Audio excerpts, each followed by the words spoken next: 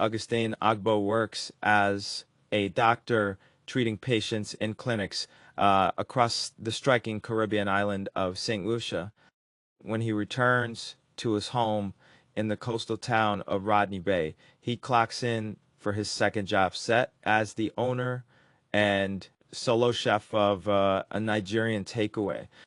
Egusi soup and fufu, that's more popular. They love jollof rice too, Dr. Obo says, reeling off a list of his customers' favorite dishes.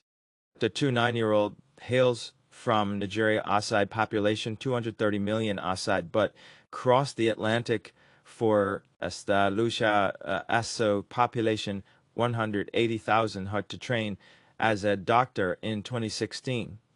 He set up his home-based takeaway named Africana Chops in 2022 after being incessantly asked by his St. Lucian friends for Nigerian fare.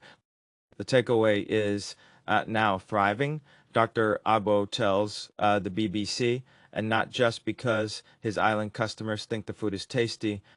They know that we all have the same ancestral origins. So most of the time, they want to get in touch with that. Dr. Obo explains, adding that interest in African culture has grown tremendously since he arrived almost a decade ago. St. Lucia is not alone in this phenomenon. Across the Caribbean, the desire to reconnect with the population's African heritage appears to have strengthened over the past few years.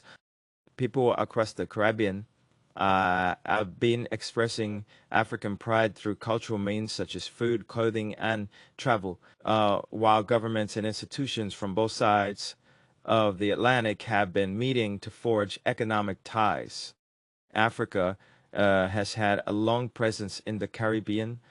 A significant part of the island's population descended from enslaved West and Central Africans who were forcibly transported to the Caribbean by European merchants in the 17th and 18th centuries. Slavery was abolished in much of the Caribbean during the 1800s, while independence from European powers came the following century. The descendants of enslaved people retained some African customs, but largely developed their own standalone cultures, which differ from island to island.